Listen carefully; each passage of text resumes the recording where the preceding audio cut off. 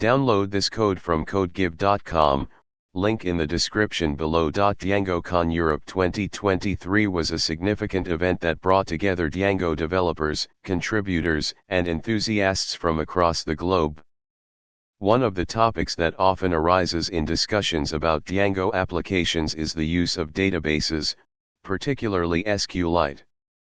While SQLite is commonly used for development and testing, many developers question its viability in production environments. Using SQLite in production with Django. Overview. SQLite is a lightweight database that is built into Python. It's an excellent choice for development due to its simplicity and ease of use. However, it has limitations, especially when it comes to concurrent write operations and scalability. For smaller applications or projects with low traffic, SQLite can work effectively in production. This tutorial will guide you through using SQLite in a Django production setting. Prerequisites. 1. Django installed. Ensure you have Django installed in your environment. You can install it using pip. 2. Basic Django project. If you don't have a Django project set up, create one. Setting up SQLite. 1. Configure settings. Open your settings.py file and set the database configuration to use SQLite. 2. Create the database. Run the following command to create the database file and apply migrations. 3. Create a super user. Set up an admin user to access the Django admin interface. 4. Run the development server. Start the development server to test your application. Using SQLite in production. While SQLite may not be the first choice for high-traffic applications, it can be used effectively for simpler use cases. Here are some tips for using SQLite in production. 1. Limit concurrent writes. SQLite is not designed for high levels of concurrent writes.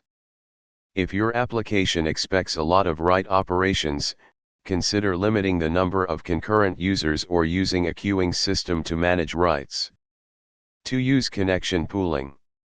Using connection pooling can help optimize database connections. Consider using a third-party library like DyangoDB Event Pool to manage connections effectively. 3. Backup regularly. Since SQLite databases are stored as files, implement a backup strategy.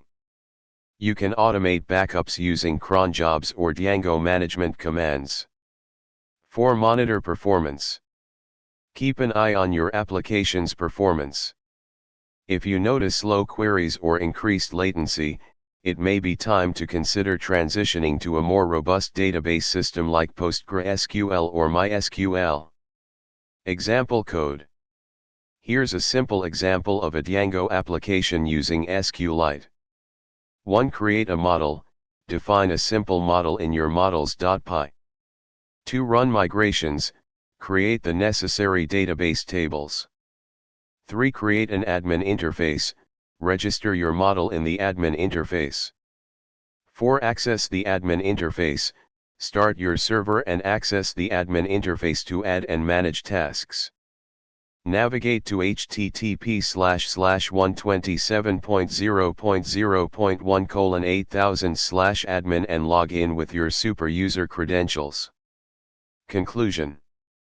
While using SQLite in production is not the norm for all applications, it can be a suitable choice for smaller projects or those with limited resource needs. By understanding its limitations and applying best practices, you can successfully deploy a Django application using SQLite. Further considerations. As your application grows, consider transitioning to a more robust database. Django supports various databases out of the box, making it easier to switch when necessary. Always keep an eye on performance and scalability to ensure the best user experience.